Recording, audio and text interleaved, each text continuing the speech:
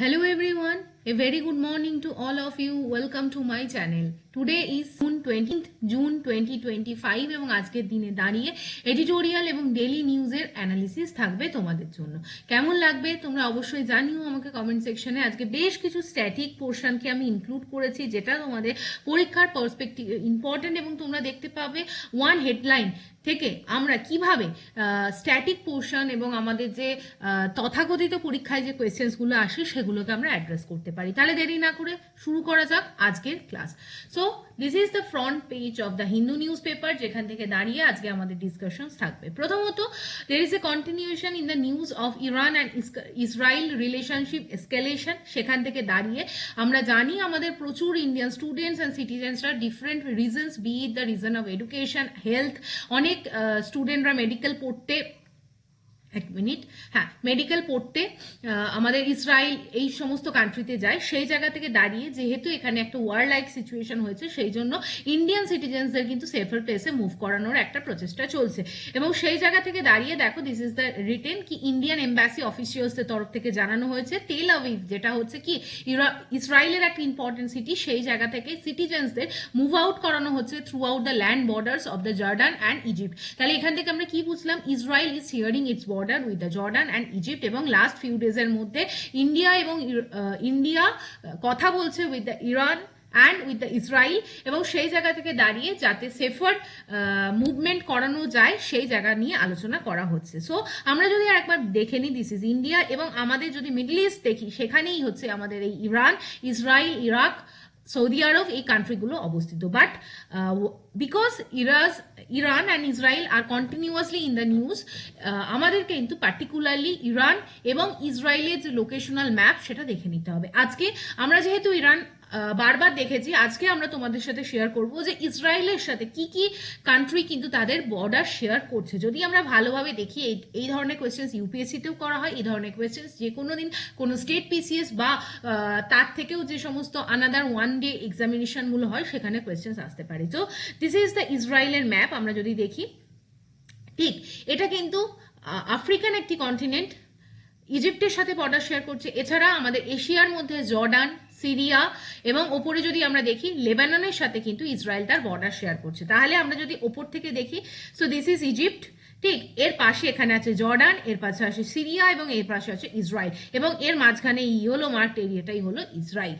তো ইসরায়েলের মধ্যে দুটো জায়গা আছে, ওয়ান ইজ প্যালেস্টাইন, এদিকে আছে গাজা। এই গাজা স্ট্রিপের মধ্যেও কিন্তু অত্যন্ত ঝামেলা লেগে থাকে। এরপরে আমরা নেক্সট আর্টিকেলে চলে যাব, that is the article related with the ইন্ডিয়ার trade deficit. First of all, trade deficit মানে কি? ডেফিসিট মিনস হচ্ছে এক্সপোর্ট মাইনাস ইম্পোর্ট, ঠিক সেটাকেই বলা হয় ট্রেড ডেফিসিট। অর্থাৎ ইন্ডিয়া কত জিনিস ইম্পোর্ট করছে তার টোটাল মানিটারি ভ্যালু, এবং কত জিনিস এক্সপোর্ট করছে তার যে টোটাল মানিটারি ভ্যালু, সেই দুটোকে যে আমরা ডিফারেন্সিয়েট করলে সেটাকেই বলা হয় ইন্ডিয়ার ট্রেড ডেফিসিট। তার নিউজ ইজ কি, ইন্ডিয়ার যে টোটাল ট্রেড ডেফিসিট সেটা কিন্তু কমে গেছে। কত পার্সেন্ট কমেছে? $6.6 বিলিয়ন কমেছে in May as compare to the last year. এক্সপার্টসরা কি বলছেন যে আমাদের যে oil price, global oil price কমেছে, অর্থাৎ আমাদের যে অয়েল ইম্পোর্ট করতে হয় সেটা অনেক কি হয়েছে, চিপার হয়েছে, কম টাকায় আমরা কিন্তু সমপরিমাণ তেলকে ইম্পোর্ট করতে পারছি। এছাড়া আমাদের কি বেড়েছে? আমাদের সার্ভিস সেক্টরে এক্সপোর্ট বেড়েছে। দেয়ারফর আমরা যদি এক্সপোর্ট মাইনাস ইম্পোর্ট সমান ট্রেড ডেফিসিট ধরে নিই, তাহলে এক্সপোর্ট আমাদের বেড়েছে, ইম্পোর্টের আমাদের কস্ট কমেছে। And if you consider the previous May month যে ডেটা, তার সাথে যদি এক বছর পরে মে 2025 এর ডেটা আমরা কম্পেয়ার করি, দ্যাট ইজ দ্য 6.6% ডিপ এসছে in the total trade deficit. This is a positive news and this can boost the ইন্ডিয়ার ইকোনমিক গ্রোথ ফার্দার। সেই জায়গা থেকে দাঁড়িয়ে ইন্ডিয়ার দেখো ওভারঅল ট্রেড ডেফিসিট আমি অলরেডি বললাম $6.6 বিলিয়ন কমে গেছে, এবং দেয়ারফর কিসের জন্য এটা হচ্ছে? It is due to the fall in the oil price, while total export কিন্তু গ্রো করেছে, specially in the sectors like service sector, এই জায়গাটা। এছাড়া এই ডিপার্টমেন্ট, কোন ডিপার্টমেন্টের তরফ থেকে এই ডেটা পাবলিশ করা হয়? This is the ministry of commerce and industry. Very important, service সেক্টরে গ্রোথ এসছে, এবং সেই জায়গায় দাঁড়িয়ে আমরা যদি দেখি নন পেট্রোলিয়াম প্রোডাক্ট যেগুলো আছে সেগুলোতেও কিন্তু একটা এক্সপোর্টে বুস্ট এসছে বাই অ্যারাউন্ড রাফলি 5.1%. So this is the entire thing. Coming to the next and third article that is আগে একবার এই পিকচারটা দেখে নি this is the Khidirpur market in Kolkata সেখানে গতকাল একটা ভয়ানক অগ্নিকাণ্ড হয় এবং সেই অগ্নিকাণ্ডের জেরে এখানে কিন্তু আগুন নেভানোর চেষ্টা চলছে this is the diagram now third news is related with the FATF condemns the Pahalgam attack to release report on the state sponsored terror for the first time this is very important FATF like organization এটা কি আমরা জানবো but for the first time আমরা অনেক দিন পর দেখলাম FATF কিছু একটা কমেন্ট করেছে এবং that is related with the Pahalgam issue যে আমরা জানি পেহেলগামে যে টেরর অ্যাটাক হয়েছিল দ্যাট ইজ মানে যে অর্গানাইজেশন টেরর গ্রুপ করেছে that is backed by the Pakistan এবং সেই জায়গায় দাঁড়িয়ে FATF কিন্তু পাকিস্তানকে ইনডিরেক্টলি কন্ডেম করেছে এটা আমরা ধরে নিতে পারি এবং it is only the third time in a decade যে FATF has condemned a terror attack এই জায়গায় it is a positive sign for India now we need to understand what is the FATF organisation this is the official logo of the FATF and if you consider the entire thing the facts about the FATF it is a money laundering prevention group এবং terrorist funding যেখানে যেখানে হয় তার watchdog হিসেবে আমরা FATF কে দেখি FATF কত সালে তৈরি হয় 1989 এ FATF তৈরি হয় এবং it is a part of the G7 country আজকের ক্লাসে আমরা দেখব G7 কি এবং FATF এর যে আমরা মেইন হেডকোয়ার্টার যদি দেখি it is Paris based next initial objective কি ছিল এক্সামাইন করা ডেভেলপ করা measure to combat the money laundering next 2001 একটা ভয়ঙ্কর টেরর অ্যাটাক হয় কোথায় United State of America named as 9/11 attack সেই জায়গার পর থেকে FATF কিন্তু always tried finance the terror financing অর্থাৎ বিভিন্ন সময় দেখা যায় বিভিন্ন কান্ট্রিতে টাকা আসে পার্টিকুলারলি টেররিস্টদের ফাইন্যান্স করার জন্য সেই জায়গাগুলো কিন্তু কার্ভ করার কাজ করে কিন্তু FATF নেক্সট এপ্রিল 2012 যদি আমরা দেখি সেই জায়গায় দাঁড়িয়ে it adds effort to counter the financing for the proliferation of weapon of the mass destruction অর্থাৎ যে সমস্ত উইপেনাইজেশন হয় যেখানে মাস ডিস্ট্রাকশনের চান্স থাকে সেই সমস্ত জায়গায়ও যাতে কার্ভ করতে পারি এবং সেই জায়গাতেও কিন্তু FATF টেক কেয়ার করে জেনারেলি আমরা দেখি FATF এর দু ধরনের লিস্ট হয় one is the grey list and other is the black list grey list মানে কি গ্রে লিস্টে যদি কোনো কান্ট্রিকে রাখা হয় সেই কান্ট্রিকে বলা হয় বা বোঝানো হয় ইট ইজ অ্যাকচুয়ালি সেই জায়গায় কিন্তু মনিটরিং ইনক্রিজ করা হচ্ছে তোমরা হয়তো টেরর মানে ফান্ডিং করছো এবং সেই জায়গায় দাঁড়িয়ে কিন্তু তোমাদের উপর মনিটরিংকে ইনক্রিজ করা হচ্ছে তোমরা কিন্তু you are under the strict and severe vigilance ঠিক সেই জায়গায় দাঁড়িয়ে টেরর ফান্ডিংকে বন্ধ করার কথা বলা হয় মানি লন্ডারিংকে বন্ধ করার কথা বলা হয় এই সমস্ত কান্ট্রিকে যদি দেখা যায় যে রিপিটেটিভলি গ্রে লিস্টে রাখার পরও কান্ট্রিটার একটা ট্র্যাক রেকর্ড আসছে যে it is actually funding the terror to the funding the money to the terror organisation then grey list থেকে ধরে সেই কান্ট্রিটাকে ব্ল্যাক লিস্টে করে দেওয়া হয় ব্ল্যাক লিস্টে করা মানে কি ব্ল্যাক লিস্টে করা মানে কি কমপ্লিটলি সেখানে একটা হিউজ ফাইন্যান্সিয়াল রেস্ট্রিকশনস থাকে এবং কান্ট্রির সার্ভাইভার ইটসেলফ ভেরি ডিফিকাল্ট হয়ে যায় সেই জায়গায় দাঁড়িয়ে কিন্তু এই সাপোর্ট যে টেরর ফান্ডিং এবং মানি লন্ডারিং অ্যাক্টিভিটি সেগুলোকে কমপ্লিটলি বন্ধ করতে বলা হয় আদারওয়াইজ যে ফাইন্যান্সিয়াল ট্রানজাকশন ইকোনমিক মুভমেন্ট সেটা কিন্তু সাসপেন্ড করা হয় for example Iran North Korea Myanmar আর সাচ কান্ট্রিজ মানে যেখানে যারা কিন্তু ব্ল্যাক লিস্টেড আছে next consequence of being grey listed কোনো কান্ট্রিকে যখন প্রথম গ্রে লিস্ট করা হয় তখন সেই সমস্ত কান্ট্রির উপর হিউজ পরিমাণে ইকোনমিক স্যাংশন লাগানো হয় for example IMF world bank ADB থেকে আমরা প্রচুর লোন পাই সেই সমস্ত লোন কিন্তু বন্ধ করে দেয় ফর এক্সাম্পল আমরা এশিয়ান ডেভেলপমেন্ট ব্যাংক থেকে ইনফ্রাস্ট্রাকচারাল লোন পাই আমরা ওয়ার্ল্ড ব্যাংক থেকে কিন্তু ইকোনমিক ডেভেলপমেন্টের জন্য লোন পাই সেই সমস্ত লোন যদি একটা কান্ট্রিকে বন্ধ করে দেওয়া হয় তার মানে কি তাকে অর্থনৈতিকভাবে ভেঙে দেওয়া হচ্ছে problem in getting loan financial লোনও কিন্তু বিভিন্ন কান্ট্রি দেয় না ফাইন্যান্সিয়াল ইনস্টিটিউট দেয় না এছাড়া reduction in the international trade এবং ইন্টারন্যাশনালি সেই কান্ট্রিটাকে কিন্তু বয়কট করা হয় এবং রিপিটেডলি গ্রে লিস্টে থাকার পরও সে যদি কথা না শোনে দেন সেটাকে কিন্তু কমপ্লিট স্যাংশন লিস্টে পাঠানো হয় that is the black list so this is all about the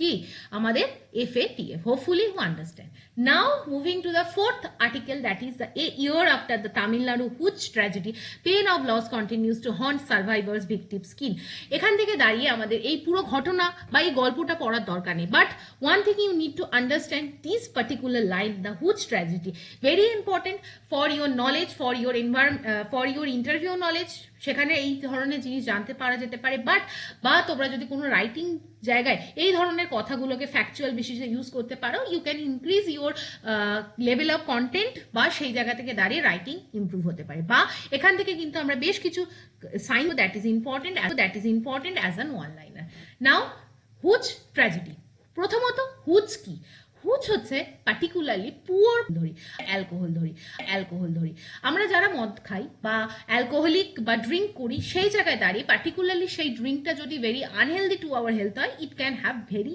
bad severe health condition. সেই জায়গায় দাঁড়িয়ে এই হুচ কিন্তু বলা হয় পুয়ার কোয়ালিটির যে অ্যালকোহল বা লিকার, সেই যেটাকে ইলিসিটলি মানে ইলিসিট ওয়েতে মানে অবৈধভাবে তৈরি করা হয় তাকেই বলা হয় হুচ। এই টার্মটা ডিরাইভড হয়েছে হুচিনো বলে একটা ট্রাইব যেটা আলাস্কাতে আছে। সেই জায়গায় তারা কিন্তু এই যে স্ট্রং একটা লিকার তৈরি করতো, because Alaska is a very cold area.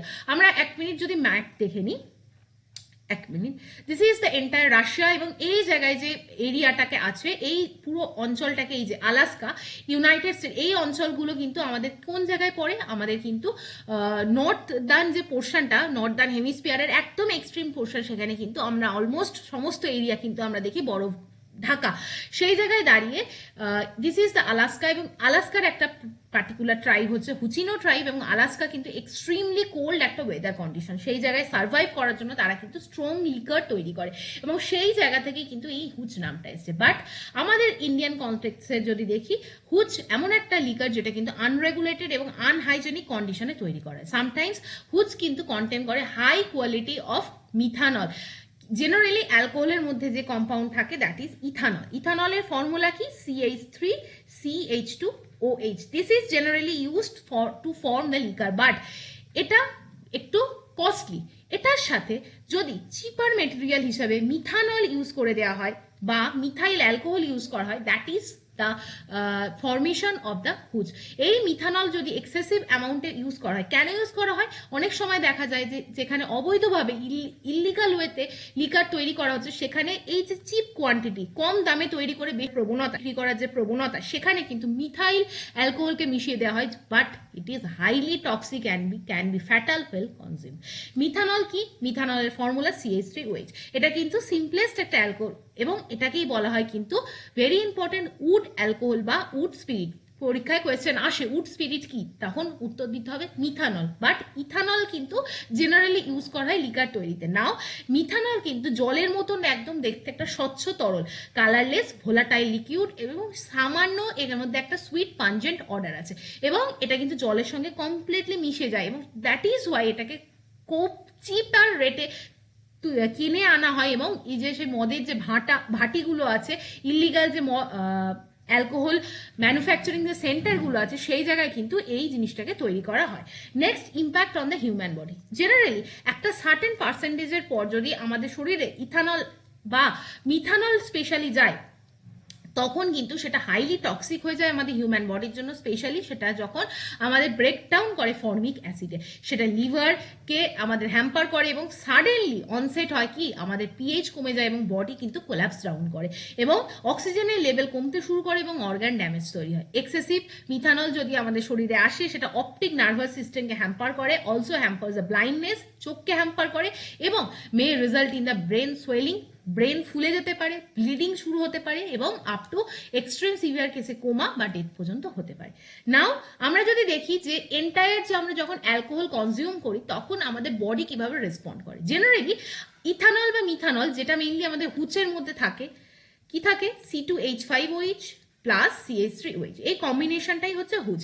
এখানে কি থাকে? ইথানল প্রথম কনভার্টেড হয় অ্যাসিটালডিহাইডে, মিথানল কনভার্টেড হয় ফর্মালডিহাইডে, ফর্মালডিহাইডের ফর্মুলা HCHO, আর অ্যাসিটালডিহাইডের ফর্মুলা কি? CH3CHO। ঠিক এরপরে কি হয়? অ্যাসিটালডিহাইড ফার্দার কি করে? আমাদের শরীরে হেডেক, নজিয়া, তারপর বমি বমি ভাব, এবং লং টার্ম যদি এই ধরনের আমরা কনজিউম করতে থাকি ইলিগাল লিগার, আমাদের ক্যান্সার পর্যন্ত হতে পারে। অন দি কন্ট্রারি, এই ফর্মালডিহাইড আমাদের মধ্যে স্টমাককে ইরোড করে, এছাড়া আমাদের আলসার হতে পারে, ডায়রিয়া হতে পারে। দেন স্টেজ 2তে কি হয়? স্টেজ 2তে এই অ্যাসিটালডিহাইড কিন্তু অ্যাসিটিক অ্যাসিডে কনভার্ট হয়, এবং ফর্মালডিহাইড ফর্মিক অ্যাসিডে কনভার্ট হয়। এই হিউজ অ্যাসিড আমাদের শরীরে টক্সিক এলিমেন্ট তৈরি হয়, কিন্তু জেনারেলি যদি কম লেভেলে হয়, সেটা খুব একটা ইম্প্যাক্ট করে না ইথানলের ক্ষেত্রে। কিন্তু মিথানল থেকে যে এই যে ফর্মিক অ্যাসিড তৈরি হয়, সেটা কিন্তু আমাদের অপটিক নার্ভকে কনভার্ট মানে হ্যাম্পার করে, এবং আমাদের ব্লাইন্ডনেস আনতে পারে। This is very very injurious two our health.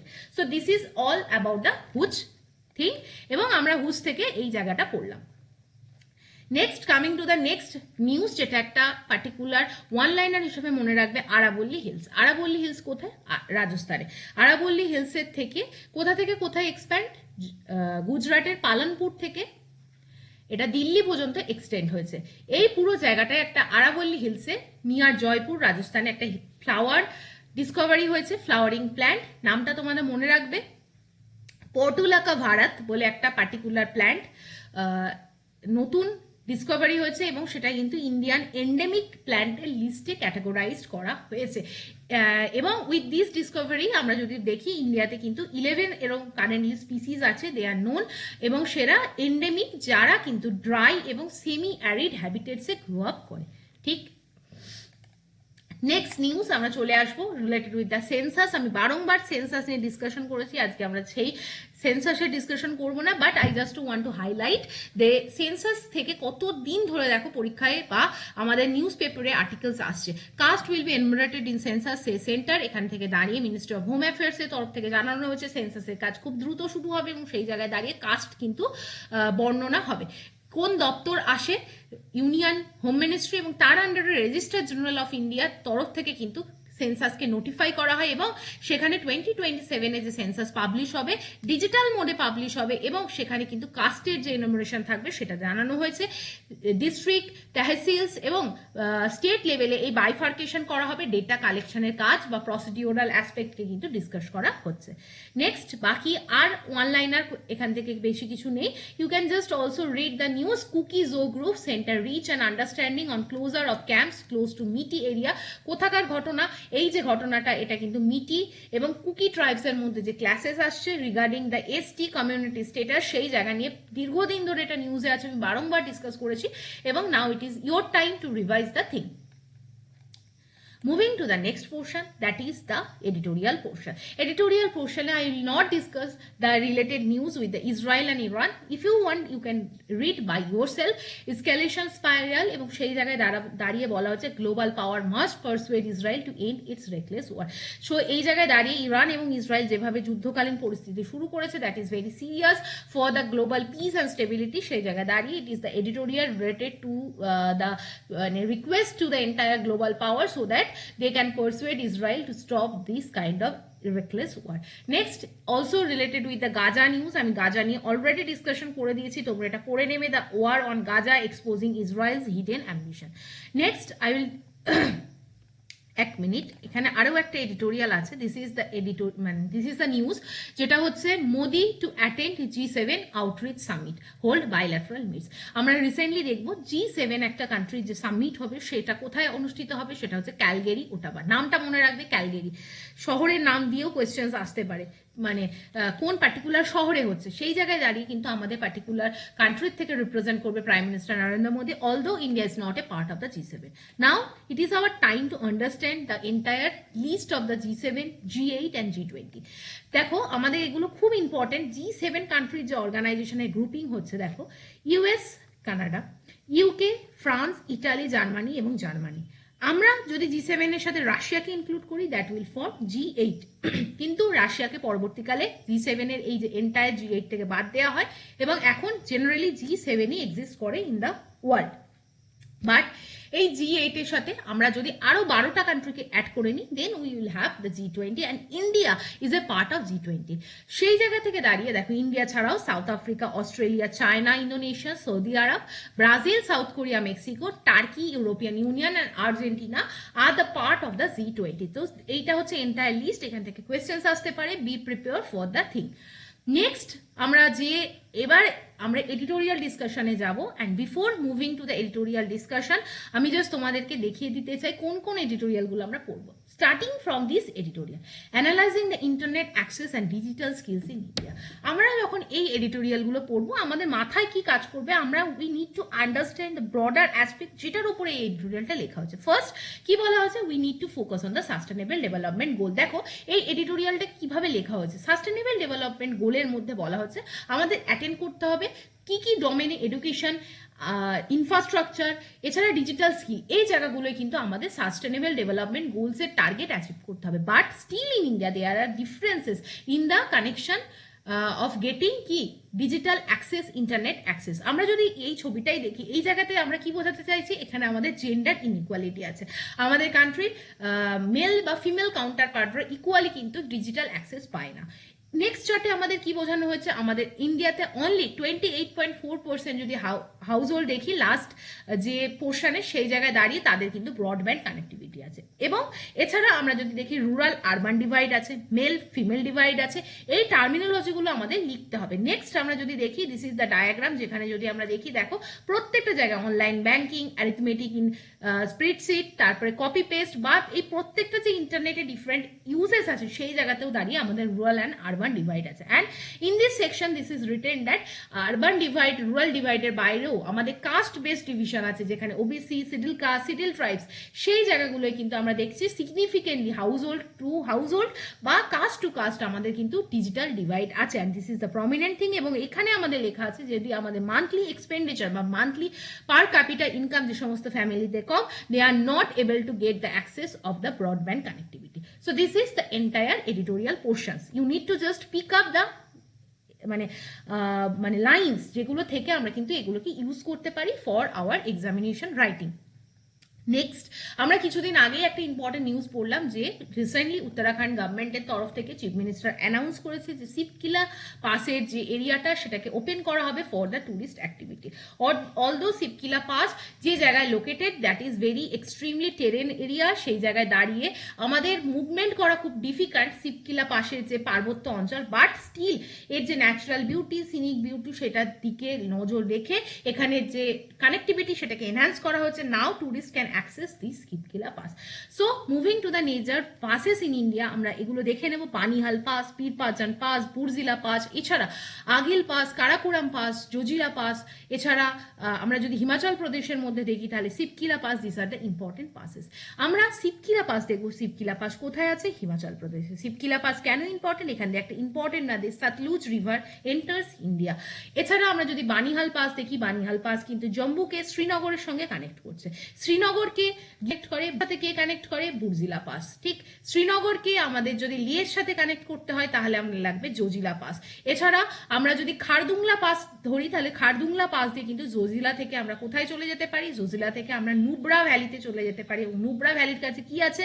Important একটা গ্লেসিয়ার আছে, that is the Siachen glacier. So this is the entire major passes in India. You can just download the PDF and revise accordingly. Now আমরা যদি এই এডিটোরিয়ালটা পড়ি, আমরা দেখব হিমাচল প্রদেশ কিন্তু recently open up করেছে শিবকিলা পাসকে, which is located in the Kinnaur district, এবং ডোমেস্টিক ট্যুরিস্ট স্পট হিসাবে, ট্রেড রুট হিসাবে এটাকে কিন্তু রিভাইটালাইজ করার চেষ্টা হচ্ছে। Why? It has its historical important because Shipki La pass Himachal প্রদেশের কিনায়ুর ডিস্ট্রিক্টকে কিন্তু ভাইটালি ইন্ডিয়া এবং তিব্বতের যে ট্রেড রুটের সাথে কানেক্ট করে। এবং সেই জায়গায় দাঁড়িয়ে দেখা যায় যে জেনারেলি যখন 1962-তে ইন্দো চায়না ওয়ার হয়, সেই জায়গায় দাঁড়িয়ে শিবকিলা পাসকে কিন্তু অফিসিয়ালি বন্ধ রাখা হয় কমার্শিয়াল পারপাসে ইউজ করার থেকে। এবং সেই জায়গায় দাঁড়িয়ে রিসেন্ট আমাদের কোভিড-19 প্যান্ডেমিক আসে, ডোকালাম স্ট্যান্ড আপ আসে, সেই ধরনের যে মেজর যে ইন্ডিয়া চায়না ইস্যুগুলো হয়, সেই জায়গায় দাঁড়িয়ে শিবকিলা পাসকে কিন্তু কমার্শিয়ালি ইউজ করা বন্ধ রাখা হয়েছিল। বাট ট্র্যাডিশনালি হিস্টোরিক্যালি আমরা যদি দেখি, শিবকিলা পাস কিন্তু আমাদের ইন্ডিয়া এবং তিব্বতের সাথে কানেকশনের একটা খুব ইম্পর্টেন্ট রুট হিসাবে কিন্তু গণ্য করা হয়। নেক্সট আমরা যদি দেখি, এই রিসেন্টলি ইন্ডিয়ান ট্যুরিস্টদের কিন্তু শিবকিলা পাসে যাওয়ার জন্য অ্যালাউ করা হয়েছে by proper verification of the Aadhaar card, and it is a ray of optimism. Next আমাদের বলা হয়েছে পার্টিকুলারলি আমরা যদি কিনায়ুর ডিস্ট্রিক্টকে দেখি এবং সেখানে শিডিউল ট্রাইব, শিডিউল কাস্ট কমিউনিটিকে দেখি, তারা কিন্তু একটা ডিপ রুটেড কালচারাল এবং ইকোনমিক রিলেশনশিপ তিবেতান কাউন্টার পার্টসের মাধ্যমে বা সঙ্গে কন্টিনিউ করে ভায়া দা শিবকিলা পাস। এছাড়া আমরা যদি দেখি, কিনায়ুর ইন্দো ট্রেড অ্যাসোসিয়েশন ছিল এবং সেই জায়গায় দাঁড়িয়ে they has a formal appeal to reopen the trade route through the Shipki La, এবং সেই জায়গায় দাঁড়িয়ে এই ইনিশিয়েটিভ ফাইনালি নেওয়া হয়। কি কি গুডস ট্রেড করা হতো শিবকিলা পাসের মাধ্যমে? আমরা যদি দেখি, ইন্ডিয়া এবং তিব্বত তারা কিন্তু বিভিন্ন ধরনের কমিউনিটি এক্সচেঞ্জ করতো এবং সেই লিস্টটা ইজ ভেরি ডাইভার্স এবং ভ্যালুয়েবল। ইম্পোর্ট কি কি করা হতো তিব্বত থেকে এই শিবকিলা পাসের মধ্য দিয়ে? সেটা হচ্ছে উল, ভেরি স্পেসিফিক এবং প্রফিটেবল। এছাড়া স্যাডেল হর্স, গোট, শিপ, তারপরে তোমরা যদি দেখি ইয়াকের হেয়ার, এগুলোকে ইম্পোর্ট করা হতো। অন দি কন্ট্রারি এক্সপোর্ট করা হতো কি ইন্ডিয়া থেকে তিব্বতে? সেগুলো হচ্ছে বার্লি, হুইট, রাইস, মিলেট, তারপরে lentils, oil, dried fruits, vegetable, spices এগুলোকে কিন্তু এক্সপোর্ট করা হতো টু দ্য তিব্বত। এছাড়া বিভিন্ন জায়গায় কিনায়ুরের যে উইমেনদের যে জুয়েলারি, ট্র্যাডিশনাল জুয়েলারি, গোল্ডের, সেগুলো কিন্তু এক্সচেঞ্জ করা হতো এই ট্রেড রুট দিয়ে। সো তার মানে আমাদের দেখছি যে এই যে Indo China border around the Shipki La pass, এগুলো কিন্তু ডিফাইন করছে not only a geographical feature but also share করছে কি lifestyle and a deep rooted linkage। সেই জায়গায় দাঁড়িয়ে reopening the Sipkila Pass would become more than a regional story. It might just be a case study in the diplomacy through the development and heritage. So it is the sign of our past heritage also.